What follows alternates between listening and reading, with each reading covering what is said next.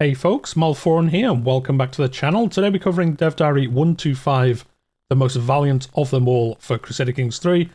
This is all about knights, how they're gonna, I wouldn't say a rework, but how they're gonna change in the DLC, in tours and tournaments. So about how knights are gonna work, accolades, glory, how accomplished knights are gonna work. Some things they've kind of hinted towards in the past few Dev Diaries, but we're gonna cover it all today.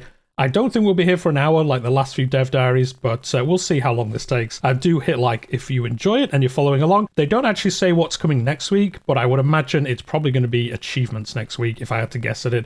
We'll obviously see next Tuesday, but we're just going to get straight into it. So Knights, Accolades, and Glory. Just saying here, we're all here to talk about Knights, specifically the new Accolades feature.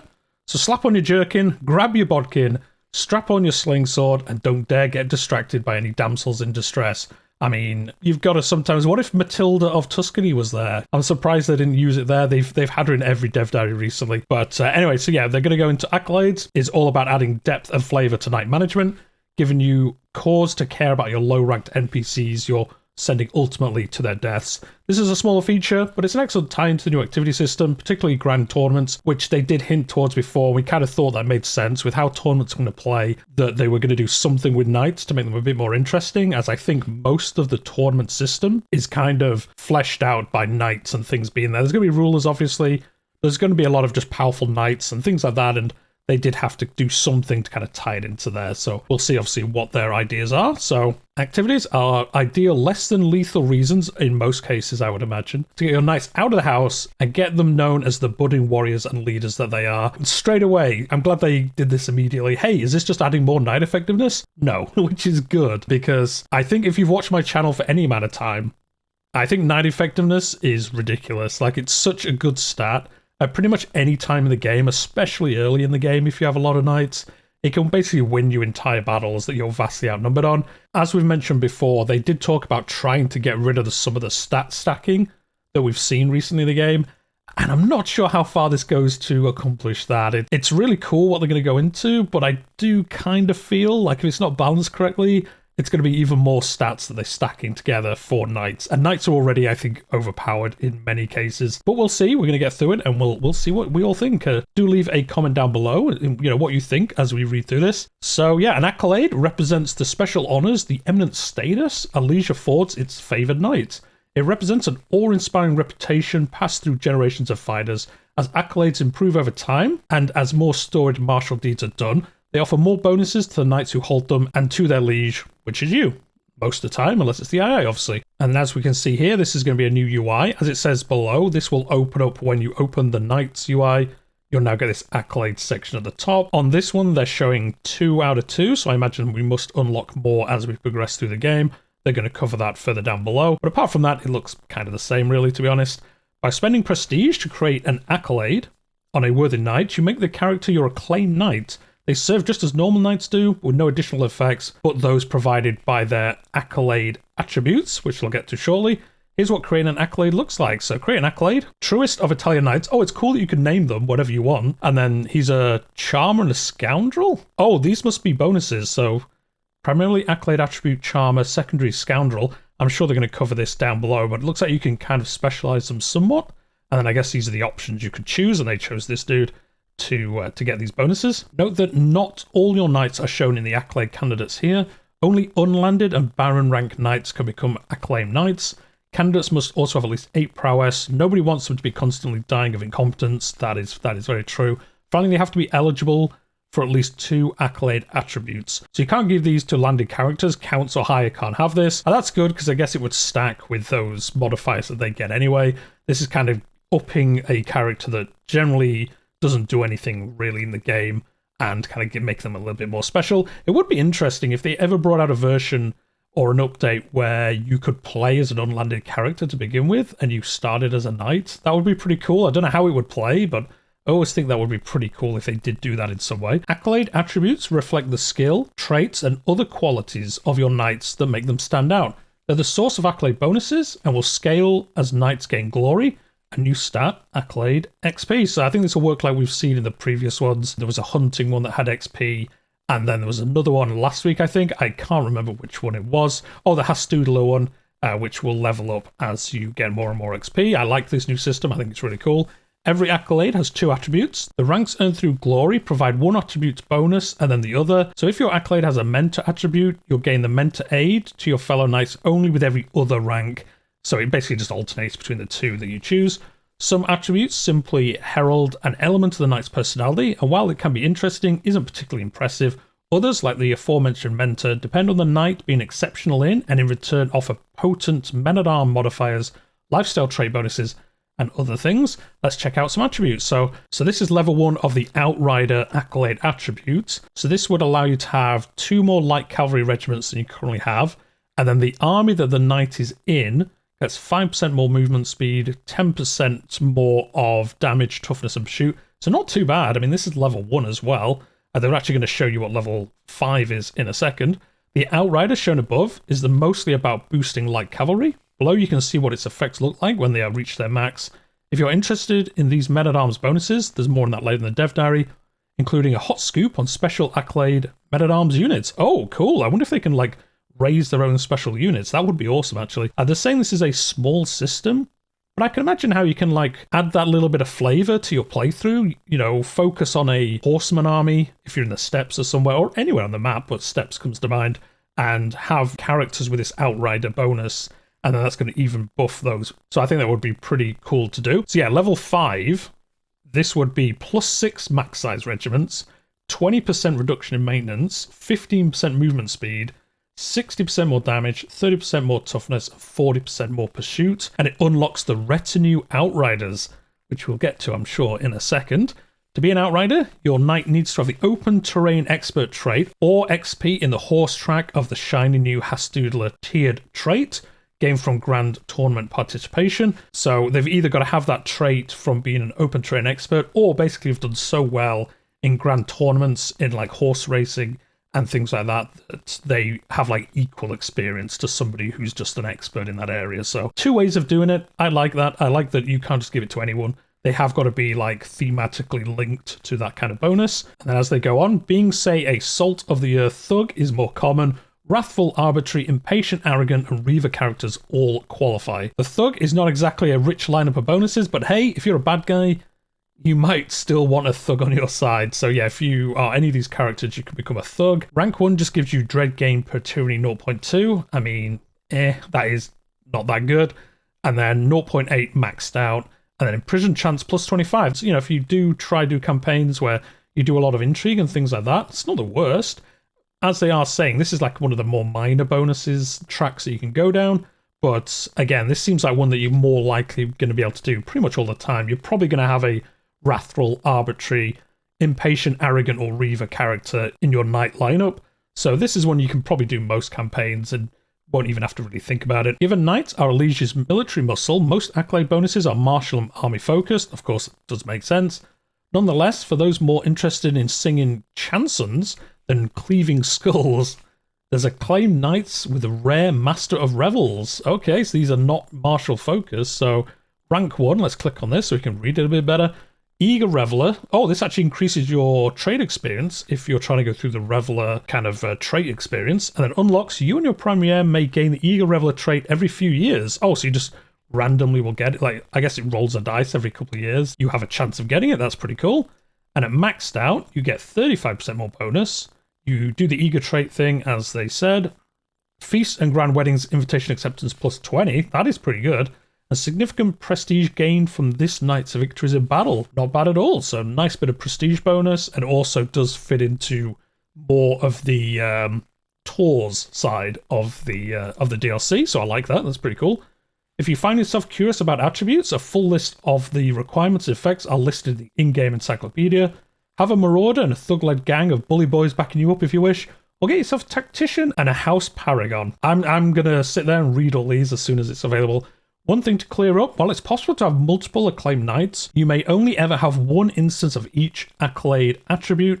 This keeps the modifier stacking reasonable, folks. I mean, does it? I mean, I guess it does in this system, but I think overall there might be a little bit of a snowballing effect starting, but we'll see how it is when the patch actually comes out. This is good though. You can't just stack 2 of those horse riding ones and have crazy bonuses, so I do like that they've thought ahead. It is pretty good. And then yeah, here we go. This is the knight, I guess. Bearer of the King's Standard, a cool name. He's Valiant and he's Master of Revel, so the one they covered up above, and then what rank he is. And then you can retire Accolade, and then the Knight Army modifier, 10% more army damage. I guess this is unrelated to both of these. It's just a general buff that also applies, because that wasn't linked to this one, but the things shown from this one aren't linked here. So I'm not sure. Maybe that's just like an additional bonus you get. We'll see, obviously. So you've created an Accolade. It's visible above your knight list. When opened, you're faced with the Accolade's name. It's acclaimed knight, the successor, if one's been found, its attributes, and the bonuses it provides. Now, the successor thing, they are going to go into that. That is one part of the dev diary I'm not 100% sold on either. We'll talk about it when we get there. I won't go through it just now. Note that your accolades can be freely renamed, just in case the randomly filled templates like the Sword of Death or the Senior Knight of the Polish Guard just don't do it for you. And the track in the middle is showing glory. That's XP, right? Which is this. Glory. Heck yeah, XP. They do like XP in this DLC. And as I've said before, I actually really like these kind of like leveling up systems because it's way more interesting than just randomly rolling a dice in the background and somebody gets the Blade Master or something like that. I do like how these systems are going to work. Glory is gained whenever something happens that might make your acclaimed knights and their accolade more respected, more famed, and glorious in the eyes of loyal warrior and hateful foe alike. Accolade rank is increased with glory. They're what provide you with the good stuff, the rewards basically. Here's a list of the common glory sources for an acclaimed knight: fighting a winning battle, wounding or killing other knights, winning single combat, attending activities with their liege, participating in or winning tournament contests, their liege winning wars against higher ranked war targets. Oh, that's cool. So I guess, you know, showing off that, look, we were the underdog and we won. So people around the world would be like, okay, that army's pretty good. Give them a bit of respect. I do like that additional bonus thing there. On the last point, indeed, the feat of besting an emperor as a count nets the count's acclaimed knights a tasty bit of extra glory. This amount varies based on the size of the war target and the caster spell type. So I guess harder ones give you more than maybe some easy ones that you could do. So yeah, as you can see here in the UI, this declaring war, the army size, the gold that they have on hand, as you see nowadays. And then obviously, yeah, you gain the contested title. And then I guess it says somewhere, yeah, their acclaimed knights gain a 100 glory. So it kind of shows you here what your acclaimed knights are going to get. I'm kind of surprised it's at the top. I kind of feel like this should be lower down. You know, you get the HRE. It's probably a little bit more important than 100 glory for your knights, but at the same time, fair enough. You're probably going to read it all, so it does suppose it really matters. Some new events also provide opportunities to increase your accolade's glory. This may be the knightiest one of all. Where victory is fostered, my knights stand assembled for the day's training, their attendants laden with kit. Savarics and myself stand before them all. Knights, what you do not know, ask humbly to be taught, urges Savarics. Together we represent the Duke. Let us together prepare for our glories. He turns to me, eyes gleaming. Commanders. So watch your opponents, learn their weakness, and obviously these are different things here. I guess this icon here is showing that it's linked to the accolade system, I guess. I'm presuming that's what it means. Oh wait, or maybe this means they're at a tournament, because I think that was the tournament icon, if I'm not mistaken, on the map. I'm sure they'll go into it. Anyway, then you get these options. Option for tooltip A with accolades shown in its bottom two entries. So this option is available because of your triumph intent. So yeah, no, this is based on being in a tournament or something, because those intents were part of all the new activities. So I think this is from a tournament. Your knight's score increased moderately. Your score increases moderately. The Sword of St. Joseph gains 25 glory. That's the name of one of his knights, I guess. And then Master of the Duke's Retainers is another 25 glory. So yeah, pretty cool. I like it. I love the fact they're called their like knightly name in these rather than their actual name. I like that. It's again just a little bit more flavor. You'll recognize characters as you go through stories a little bit more, I think. Glory will not accrue endlessly though. It is sometimes lost. This happens when the knight loses battles, are defeated, and on accolade succession, which they are going to go into in a minute. The last one might seem harsh, but can you really expect a brand new acclaimed knight to command the same respect to their predecessor? Give them some time. And here we go, just somebody, a noob as it says here. He's become rank 0, losing all the respect of the previous character that had this acclaim. And we're going to go into that now. Accolade succession. Knights die, it's a hazard of the job. If accolades as a system were about the rise of individual knights' personal legend, it would necessitate a lot of frustration and a loss of investment. Therefore, accolades carry on from master to pupil, from acclaimed knight to successor. Accolade successors are filled in automatically, but the Accolade's liege is free to remove them and select replacements. So, yeah, this is a bit I'm not 100% sold on. So basically, you can build by knight, build up their accolades, and then when they die, their accolades are basically kind of given to another knight who isn't the dead guy. He's just another knight in your army, and they kind of pick up all the accolades that the last guy had. I think they have to like re-level up them, or at least have some time to earn them back. But yeah, it's picked automatically. You can pick someone yourself if you want to.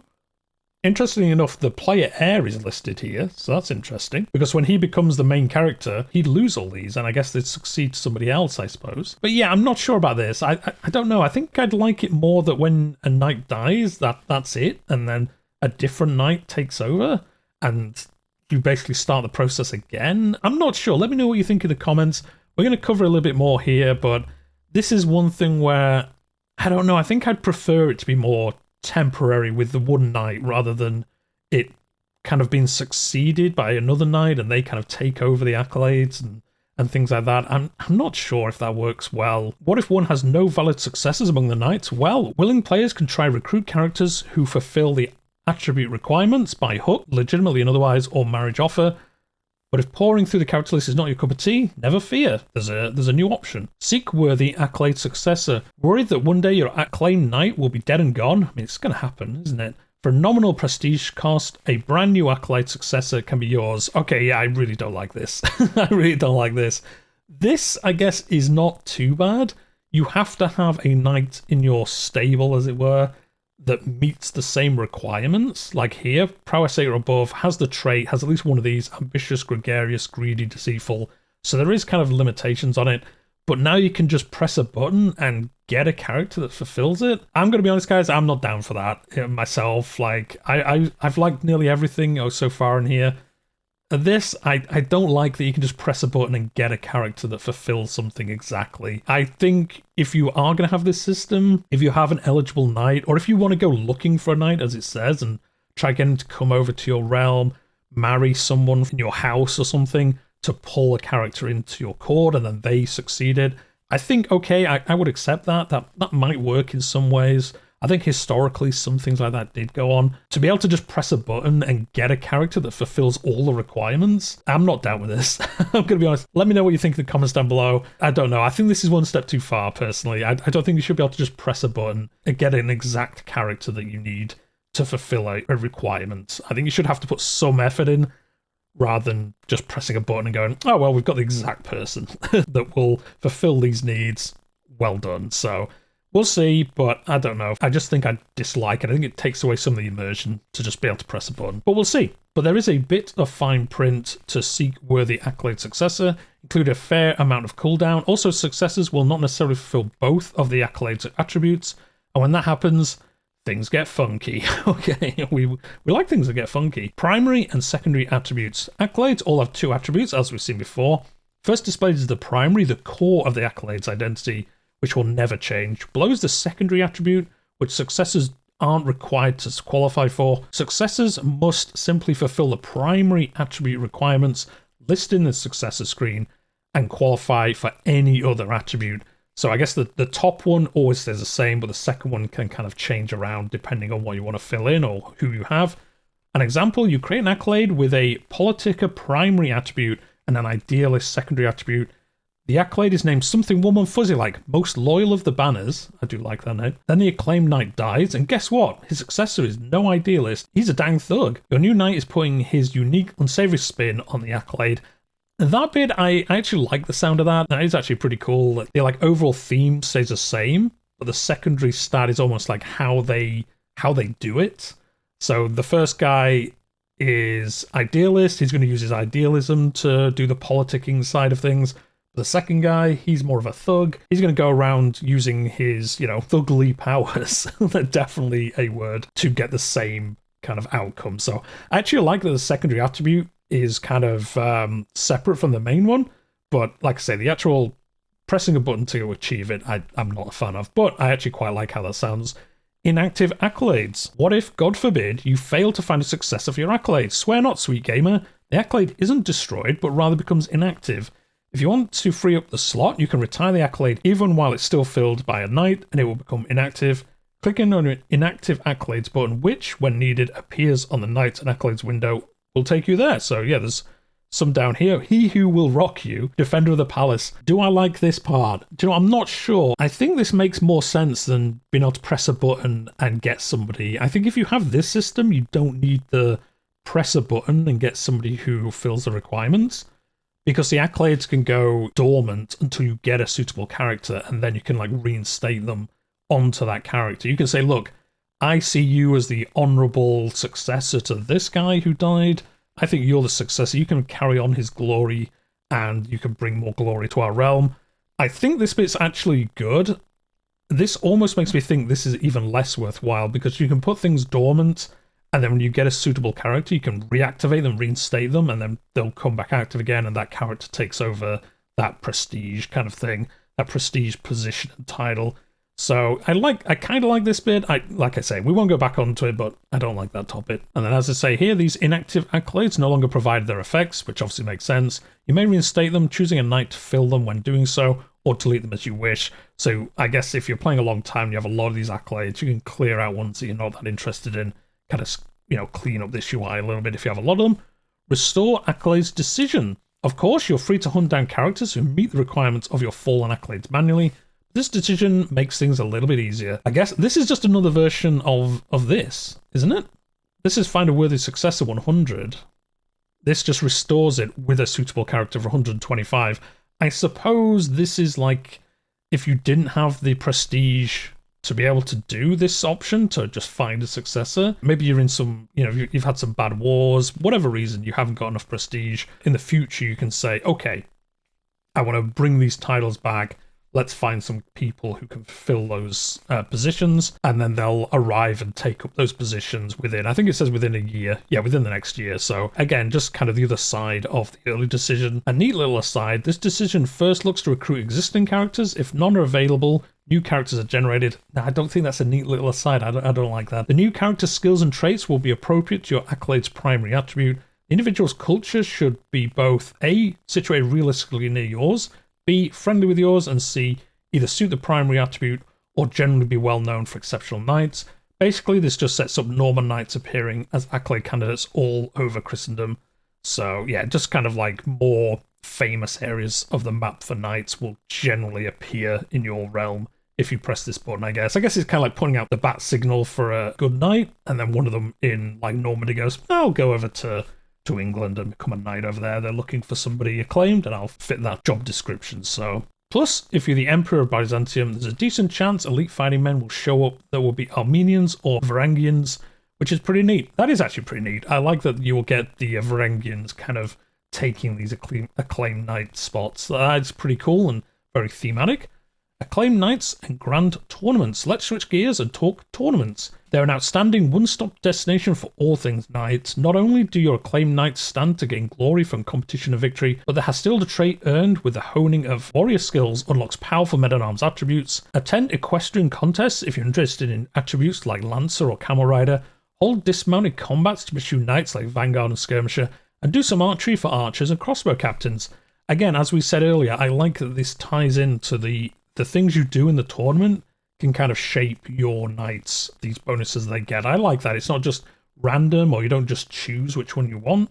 You do actually have to put some thought into what you're doing. Those particularly interested in improving their stable knights can attend tournaments with the recruit intent and improve their odds of going home with chivalrous company.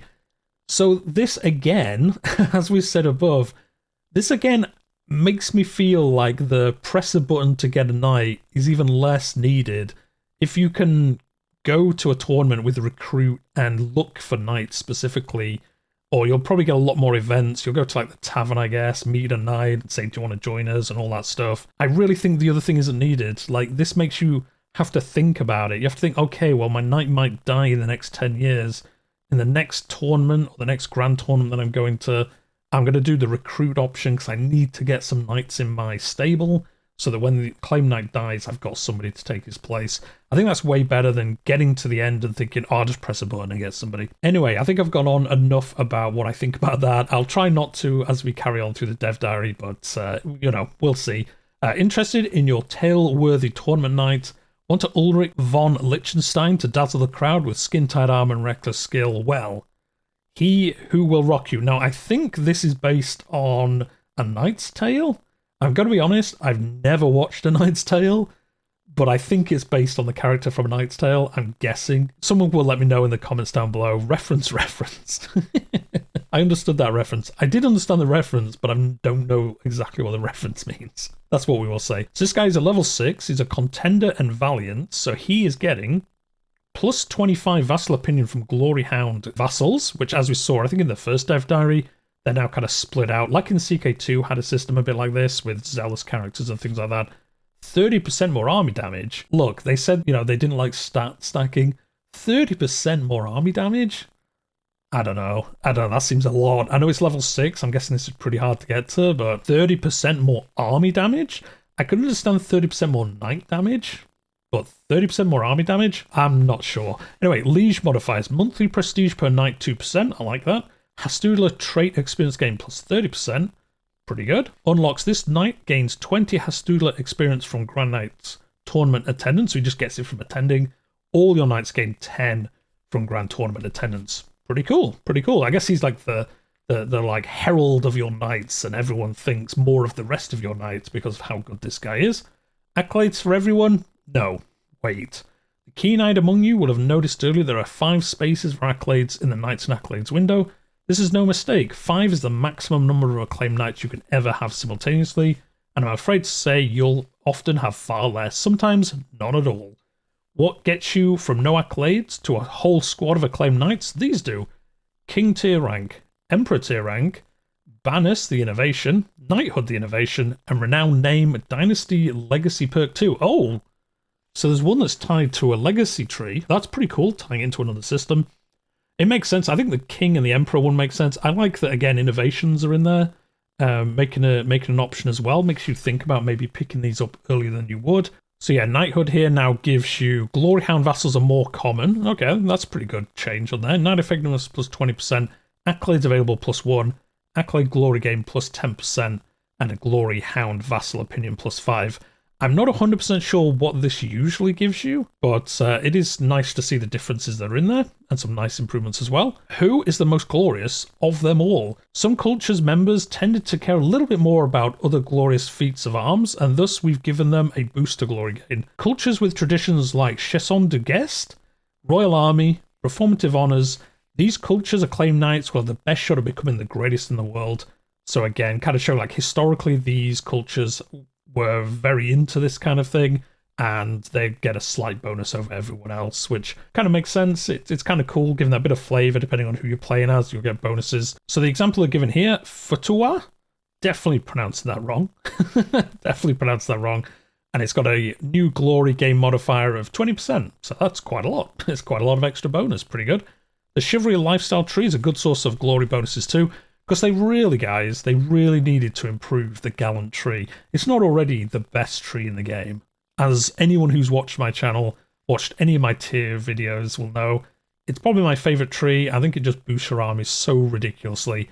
And on top of giving you 75% more knight effectiveness, which is a ludicrous bonus already, 10% more accolade glory gain. Pretty good, pretty good. Knight Army Modifiers. Oh, this will answer the question we had earlier. Before closing things out, let's take a moment to explain accolade effects, such as the new Knight Army Modifier. Whenever you see this term, it means your acclaimed knight will improve your army simply by being in it. There's no requirement for the acclaimed knight to be the army's commander. Mouse over the acclaimed knight icon. Helmet with a little colourful scarf. I do like this. It's like a Crusader helm. On the army, continue your acclaimed knight to see what modifiers are being applied to the army by acclaimed knights. So again, I actually think this would be better if it was only if they were the leader of the army, because it would make this more, I don't know, I think more realistic. You'd have like such an amazing knight running the army that it would provide those bonuses. You know, they'd just be better for seeing such an amazing commander being in charge or something like that, to give them a little bit of bonus. Whereas I think just they could just be in the army just as like a random knight. I mean, they're not a random knight because they're an acclaimed knight, but you know, you've got your army, you've got the full commander there, maybe your heir's there as a knight or something like that, and then just like 10th knight, who's an acclaimed knight, is just buffing the entire army just because he's there. I don't know, I think thematically it doesn't make as much sense as if they were the commander. I could see why these bonuses would happen, But I think just being like random Knight 5 who's acclaimed just boosts your entire army. I mean, I like the bonuses. I'm not going to complain about the bonuses. I do like that it is impactful. I think they should have to be the commander to get these bonuses personally. Let me know what you think, as always. What you think in the comments down below. I just think it should be a commander to give these kind of big bonuses, especially once you get to like Glory 5, Glory 6. Maybe once you hit Glory 4, 5, or 6, it changes to say, you know, maybe you get like 20% of the bonus, and then the other 20% is only if they're commanding the army. A kind of middle-of-the-road solution. We'll see how it works out. I just think the other way would be better, personally. Everyone loves men-at-arms. Well, that's true, because they're the best units in the game. When you choose a men-at-arms boosting Accolade as a primary attribute and level it up, you'll unlock a fun reward. Special, extra strong men-at-arms. Because, yeah, men-at-arms needed to be better. Only one regiment of these can be recruited, and they are limited troop count. However, their base stats synchronize well with your acclaimed knight's relevant modifiers and the new bonuses from stationing regiments in your holdings. Oh yeah, that's true. From like, I think the second Dev Diary of the expansion, you now house regiments in baronies, and the buildings there kind of buff that regiment, which kind of fixes some of the stat stacking issues that we're thinking of. But yeah, it kind of works into that as well. Furthermore, these retinue men-at-arms perform better in appropriate terrains. They are twice as good at countering, and some of them receive stat increases as the cultures go by. Okay, and here's a taste. It's just lowly skirmishes with bonuses from the start of the game, because he's a bit of a tease and doesn't want to show us what the best ones are. So, you know, we'll see. So yeah, these are light footmen, and these are retinue skirmishers, which are like the special version of it. These are not stationed in any holdings, so not getting any kind of bonuses from there. Yeah, these look so good.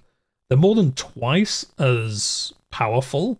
They've got better shielding. They've got Pursuit, which is better. They've got... I always forget what this last one is, but it's better as well. And then it doesn't show, but I think they're saying these terrain bonuses are twice as good. No, twice as good at countering the other ones. So yeah, if people have got horse armies, if they're pikemen, they're twice as good at countering them. I suppose they are only one unit though, so I guess, you know, it's nothing too crazy. But yeah, I kind of like that you do unlock these special versions of Men-at-Arms. Whether the numbers make sense, I think we might see this balanced in a future update, but I do like that they do make these special versions. That is pretty cool. And then there we go, a Knight's Own Dev Diary of Chivalry. So that wraps it up. We are done with the Knight's Dev Diary.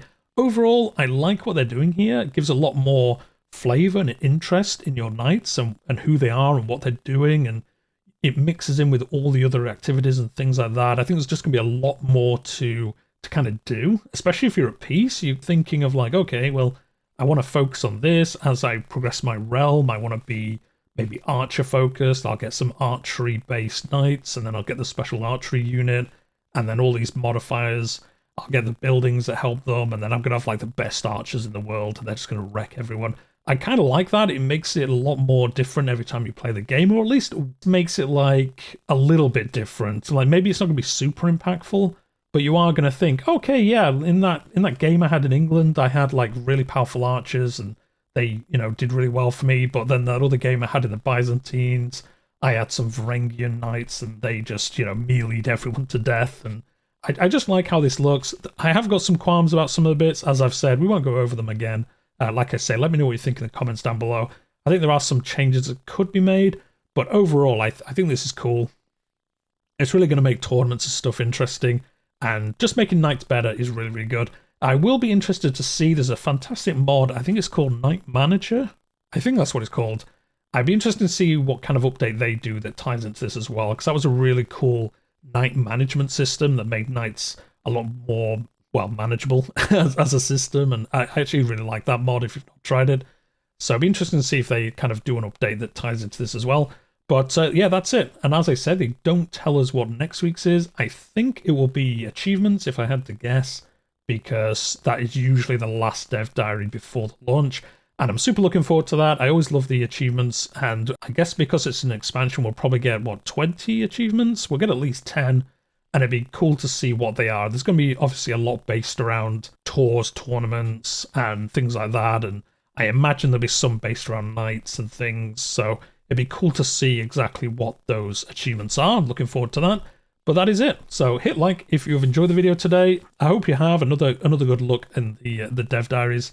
And if you're new here, I cover the dev diaries and news for Crusader Kings and a lot of other historical grand strategy and city building games and things like that. But we'll leave it there for today, and I'll see you in the next one.